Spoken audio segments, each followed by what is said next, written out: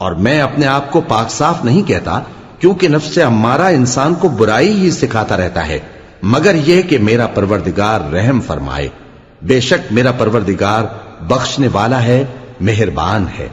اور بادشاہ نے حکم دیا کہ اسے میرے پاس لاؤ، میں اسے اپنا مصاحب خاص بناؤں گا۔ پھر جب ان سے گفتگو کی تو کہا کہ آج سے تم ہمارے ہاں صاحب منزلت ہو اور صاحب اعتبار ہو۔ یوسف نے کہا مجھے زرعی پیداوار پر مقرر کر دیجئے، کیونکہ میں حفاظت بھی کر سکتا ہوں اور اس کام سے واقف بھی ہوں۔ اس طرح ہم نے یوسف کو ملک مصر میں جگہ دی اور وہ اس ملک میں جہاں چاہتے تھے رہتے تھے۔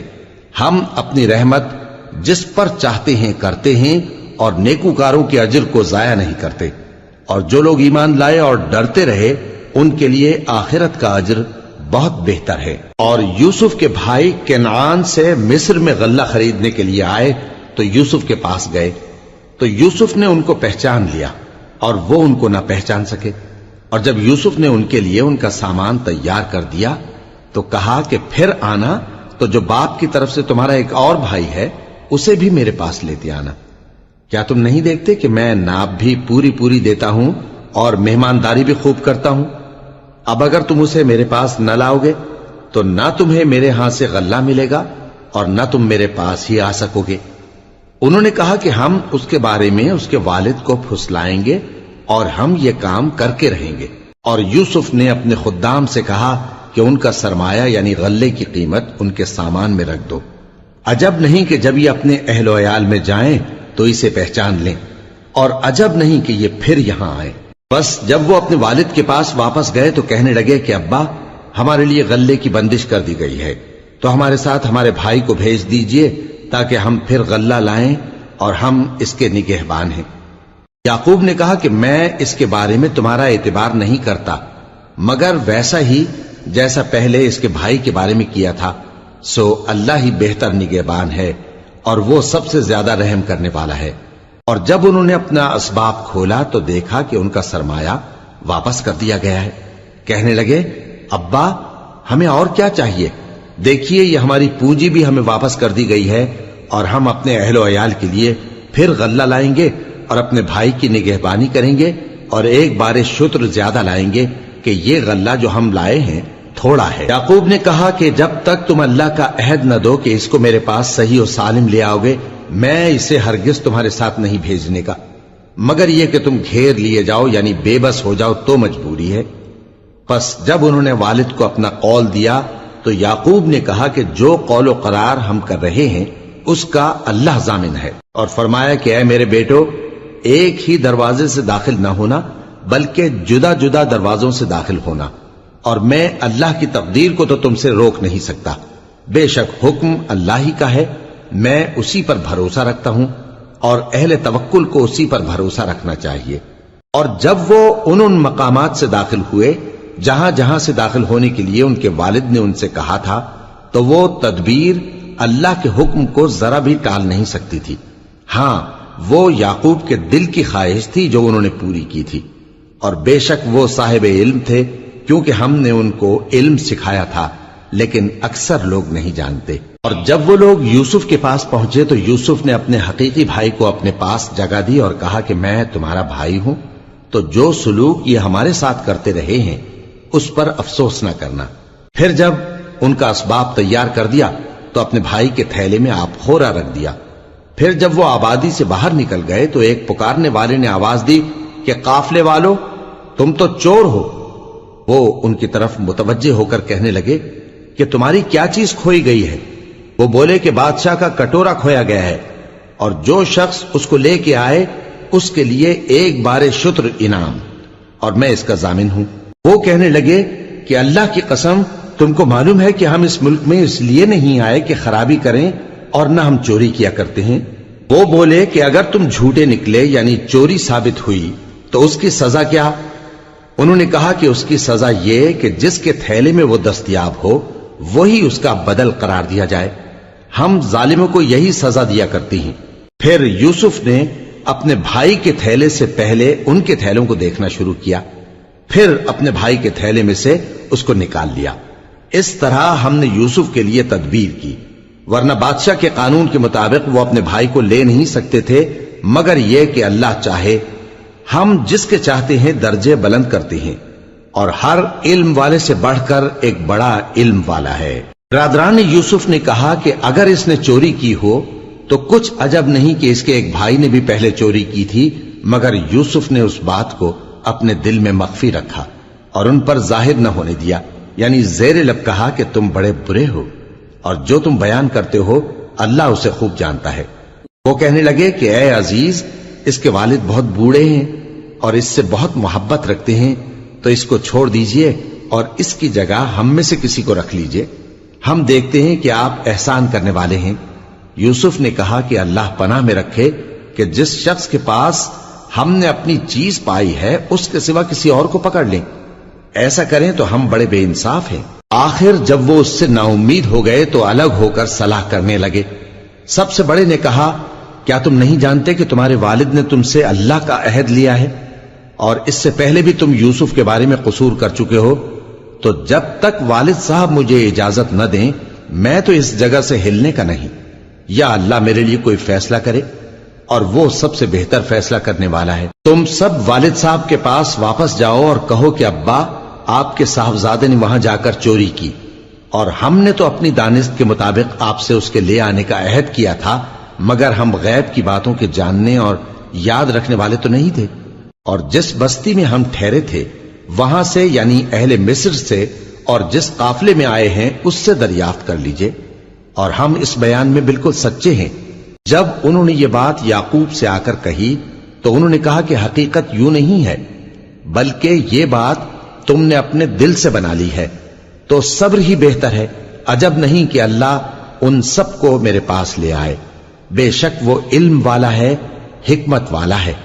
اور ان کے پاس سے چلے گئے اور کہنے لگے کہ ہائے افسوس یوسف پر، ہائے افسوس، اور رنج و الم میں ان کی آنکھیں سفید ہو گئیں اور ان کا دل غم سے بھر رہا تھا۔ بیٹے کہنے لگے کہ واللہ آپ تو یوسف کو اسی طرح یاد ہی کرتے رہیں گے یہاں تک کہ آپ گھل جائیں گے یا جان ہی دے دیں گے۔ انہوں نے کہا کہ میں تو اپنے غم و اندوہ کا اظہار اللہ سے کرتا ہوں اور اللہ کی طرف سے وہ باتیں جانتا ہوں جو تم نہیں جانتے۔ اے بیٹو، یوں کرو کہ ایک دفعہ پھر جاؤ اور یوسف اور اس کے بھائی کو تلاش کرو، اور اللہ کی رحمت سے نا امید نہ ہونا کہ اللہ کی رحمت سے تو کافر لوگ ہی نا امید ہوا کرتے ہیں۔ پھر جب وہ یوسف کے پاس گئے تو کہنے لگے کہ اے عزیز، ہمیں اور ہمارے اہل و عیال کو بڑی تکلیف ہو رہی ہے اور ہم یہ تھوڑا سا سرمایہ لائے ہیں، آپ ہمیں اس کے عوض پورا غلہ دے دیجئے اور ہم پر خیرات کیجئے کہ اللہ خیرات کرنے والوں کو ثواب دیتا ہے۔ یوسف نے کہا، تمہیں معلوم ہے کہ جب تم نادانی میں پھنسے ہوئے تھے تو تم نے یوسف اور اس کے بھائی کے ساتھ کیا کیا تھا؟ وہ بولے، کیا واقعی تم ہی یوسف ہو؟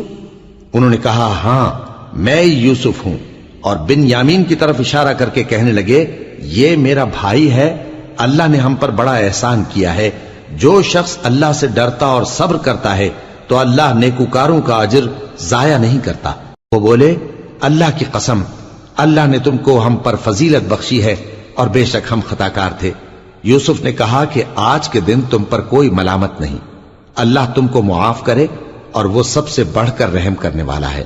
یہ میرا کرتا لے جاؤ، پھر اسے والد صاحب کے منہ پر ڈال دینا تو وہ بینا ہو جائیں گے، اور اپنے تمام اہل و عیال کو میرے پاس لے آؤ۔ اور جب قافلہ مصر سے روانہ ہوا تو ان کے والد کہنے لگے کہ اگر مجھ کو یہ نہ کہو کہ بوڑھا بہک گیا ہے تو مجھے تو یوسف کی بو آ رہی ہے۔ وہ بولے کہ واللہ آپ اسی قدیم غلطی میں مبتلا ہیں۔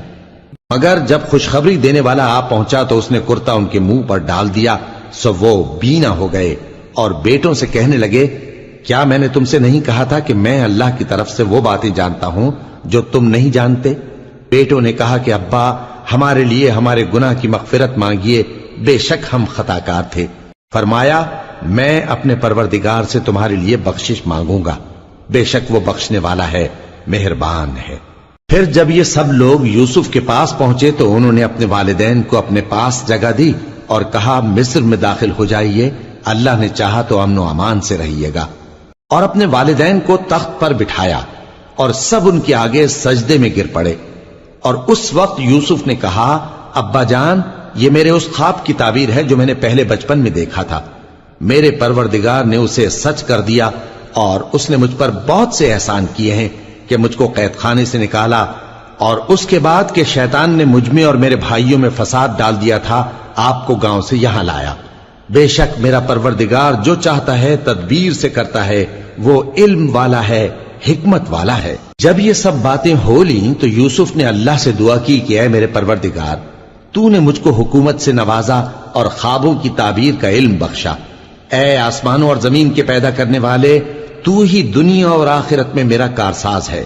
تو مجھے دنیا سے اپنی اطاعت کی حالت میں اٹھائیو اور آخرت میں اپنے نیک بندوں میں داخل کیجو۔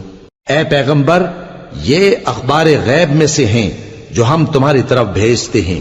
اور جب برادران یوسف نے اپنی بات پر اتفاق کیا تھا اور وہ فریب کر رہے تھے تو تم ان کے پاس تو نہ تھے، اور بہت سے آدمی گو تم کتنی خواہش کرو ایمان لانے والے نہیں ہیں، اور تم ان سے اس خیر خواہی کا کچھ صلہ بھی تو نہیں مانگتے۔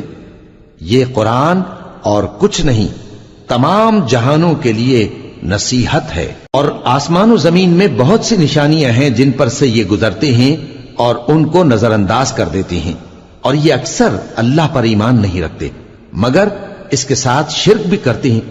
تو کیا یہ اس بات سے بے خوف ہیں کہ ان پر اللہ کا عذاب نازل ہو کر ان کو ڈھانپ لے، یا ان پر ناگہاں قیامت آ جائے اور انہیں خبر بھی نہ ہو؟ کہہ دو میرا رستہ تو یہ ہے، میں اللہ کی طرف بلاتا ہوں سمجھ بوجھ کر، میں بھی لوگوں کو اللہ کی طرف بلاتا ہوں اور میرے پیراؤ بھی، اور اللہ پاک ہے اور میں شرک کرنے والوں میں سے نہیں ہوں۔ اور ہم نے تم سے پہلے بستیوں کے رہنے والوں میں سے مرد ہی بھیجے تھے جن کی طرف ہم وہی بھیجتے تھے۔ کیا ان لوگوں نے ملک میں سیر و سیاحت نہیں کی کہ دیکھ لیتے کہ جو لوگ ان سے پہلے تھے ان کا انجام کیا ہوا؟ اور متقیوں کے لیے آخرت کا گھر بہت اچھا ہے، کیا تم سمجھتے نہیں؟ یہاں تک کہ جب پیغمبر نا امید ہو گئے اور انہوں نے خیال کیا کہ اپنی نصرت کے بارے میں جو بات انہوں نے کہی تھی اس میں وہ سچے نہ نکلے، تو ان کے پاس ہماری مدد آ پہنچی، پھر جسے ہم نے چاہا بچا دیا، اور ہمارا عذاب اتر کر گناہگار لوگوں سے پھیرا نہیں کرتا۔ ان کے قصے میں عقل مندوں کے لیے عبرت ہے۔ یہ قرآن ایسی بات نہیں ہے جو اپنے دل سے بنائی گئی ہو، بلکہ جو کتابیں اس سے پہلے نازل ہوئی ہیں ان کی تصدیق کرنے والا ہے اور ہر چیز کی تفصیل کرنے والا، اور مومنوں کے لیے ہدایت اور رحمت ہے۔ شروع اللہ کا نام لے کر جو بڑا مہربان نہایت رحم والا ہے۔ الف لام میم را۔ اے نبی، یہ کتاب الہی کی آیتیں ہیں، اور جو کچھ تمہارے پروردگار کی طرف سے تم پر نازل ہوا ہے حق ہے، لیکن اکثر لوگ ایمان نہیں لاتے۔ اللہ وہی تو ہے جس نے ستونوں کے بغیر آسمان جیسا کہ تم دیکھتے ہو اتنے اونچے بنائے، پھر عرش پر جلوہ افروز ہوا اور سورج اور چاند کو کام میں لگا دیا، ہر ایک میعاد معین تک گردش کر رہا ہے۔ وہی دنیا کے کاموں کا انتظام کرتا ہے، اس طرح وہ اپنی آیتیں کھول کھول کر بیان کرتا ہے کہ تم اپنے پروردگار کے روبرو جانے کا یقین کرو۔ اور وہی ہے جس نے زمین کو پھیلایا اور اس میں پہاڑ اور دریا پیدا کیے اور ہر طرح کے میووں کی دو دو قسمیں بنائیں۔ وہی رات کو دن کا لباس پہناتا ہے، غور کرنے والوں کے لیے اس میں بہت سی نشانیاں ہیں۔ اور زمین میں کئی طرح کے قطعات ہیں ایک دوسرے سے ملے ہوئے، اور انگور کے باغ اور کھیتی اور کھجور کے درخت، بعض کی بہت سی شاخیں ہیں اور بعض کی اتنی نہیں ہوتی، باوجود کہ پانی سب کو ایک ہی ملتا ہے۔ اور ہم بعض میووں کو بعض پر لذت میں فضیلت دیتی ہیں، اور اس میں سمجھنے والوں کے لیے بہت سی نشانیاں ہیں۔ اگر تم عجیب بات سننی چاہو تو کافروں کا یہ کہنا عجیب ہے کہ جب ہم مر کر مٹی ہو جائیں گے تو کیا اثر نو پیدا ہوں گے؟ یہی لوگ ہیں جو اپنے پروردگار سے منکر ہوئے ہیں، اور یہی ہیں جن کی گردنوں میں طوق ہوں گے، اور یہی اہل دوزخ ہیں کہ ہمیشہ اس میں جلتے رہیں گے۔ اور یہ لوگ بھلائی سے پہلے تم سے برائی جلدی سے مانگتے ہیں، یعنی طالب عذاب ہیں، حالانکہ ان سے پہلے عذاب واقع ہو چکے ہیں۔ اور تمہارا پروردگار لوگوں کو باوجود ان کی بے انصافیوں کے معاف کرنے والا ہے، اور بے شک تمہارا پروردگار سخت عذاب دینے والا ہے۔ اور کافر لوگ کہتے ہیں کہ اس پیغمبر پر اس کے پروردگار کی طرف سے کوئی نشانی کیوں نازل نہیں ہوئی؟ اے نبی، تم تو صرف خبردار کرنے والے ہو، اور ہر ایک قوم کے لیے رہنما ہوا کرتا ہے۔ اللہ ہی اس بچے سے واقف ہے جو عورت کے پیٹ میں ہوتا ہے، اور وہی پیٹ کے سکڑنے اور بڑھنے سے بھی واقف ہے، اور ہر چیز کا اس کے ہاں ایک اندازہ مقرر ہے۔ وہ چھپی اور ظاہر چیزوں کا جاننے والا ہے، سب سے بزرگ ہے، عالی رتبہ ہے۔ کوئی تم میں سے چپکے سے بات کہے یا پکار کر، یا رات کو کہیں چھپ جائے یا دن کی روشنی میں کھلم کھلا چلے پھرے، اللہ کے نزدیک برابر ہے۔ اس کے آگے اور پیچھے اللہ کے چوکیدار ہیں جو اللہ کے حکم سے اس کی نگرانی کرتے ہیں۔ اللہ اس نعمت کو جو کسی قوم کو حاصل ہے نہیں بدلتا جب تک کہ وہ اپنی حالت کو نہ بدلے، اور جب اللہ کسی قوم کے ساتھ برائی کا ارادہ کرتا ہے تو وہ پھر نہیں سکتی، اور اللہ کے سوا ان کا کوئی مددگار نہیں ہوتا۔ وہی تو ہے جو تم کو ڈرانے اور امید دلانے کے لیے بجلی دکھاتا اور بھاری بھاری بادل پیدا کرتا ہے، اور رعد اور فرشتے سب اس کے خوف سے اس کی تسبیح و تحمید کرتے رہتے ہیں۔ اور وہی بجلیاں بھیجتا ہے، پھر جس پر چاہتا ہے گرا بھی دیتا ہے، جبکہ وہ اللہ کے بارے میں جھگڑتے ہیں، اور وہ بڑی قوت والا ہے۔ کام کا پکارنا تو اسی کا ہے، اور جن کو یہ لوگ اس کے سوا پکارتے ہیں وہ ان کی پکار کو کسی طرح قبول نہیں کرتے، مگر اس شخص کی طرح جو اپنے دونوں ہاتھ پانی کی طرف پھیلا دے تاکہ دور ہی سے اس کے منہ تک آ پہنچے، حالانکہ وہ اس تک کبھی بھی نہیں آ سکتا۔ اور اسی طرح کافروں کی پکار بیکار ہے۔ اور جتنی مخلوقات آسمانوں اور زمین میں ہے، خوشی سے یا ناخوشی سے اللہ کے آگے سجدہ کرتی ہے، اور ان کے سائے بھی صبح و شام سجدے کرتے ہیں۔ ان سے پوچھو کہ آسمانوں اور زمین کا پروردگار کون ہے؟ تم ہی کہہ دو کہ اللہ۔ ان سے کہو کہ کیا تم نے اللہ کو چھوڑ کر ایسے لوگوں کو کارساز بنایا ہے جو خود اپنے نفع و نقصان کا بھی اختیار نہیں رکھتے؟ کہو کیا اندھا اور آنکھوں والا برابر ہیں، یا اندھیرا اور اجالا برابر ہو سکتا ہے؟ بھلا ان لوگوں نے جن کو اللہ کا شریک مقرر کیا ہے، کیا انہوں نے اللہ کسی مخلوقات پیدا کی ہے جس کے سبب ان کے لیے مخلوقات مشتبہ ہو گئی ہے؟ کہہ دو کہ اللہ ہی ہر چیز کا پیدا کرنے والا ہے، اور وہ یکتا ہے، بڑا زبردست ہے۔ اسی نے آسمان سے مے برسایا، پھر اس سے اپنے اپنے اندازے کے مطابق نالے بہ نکلے، پھر پانی پر پھولا ہوا جھاگ آ گیا۔ اور جس چیز کو زیور یا کوئی اور سامان بنانے کے لیے آگ میں تپاتے ہیں اس میں بھی ایسا ہی جھاگ ہوتا ہے۔ اس طرح اللہ حق و باطل کی مثال بیان فرماتا ہے۔ سو جھاگ تو سوکھ کر زائل ہو جاتا ہے، اور پانی جو لوگوں کو فائدہ پہنچاتا ہے وہ زمین میں ٹھہرا رہتا ہے۔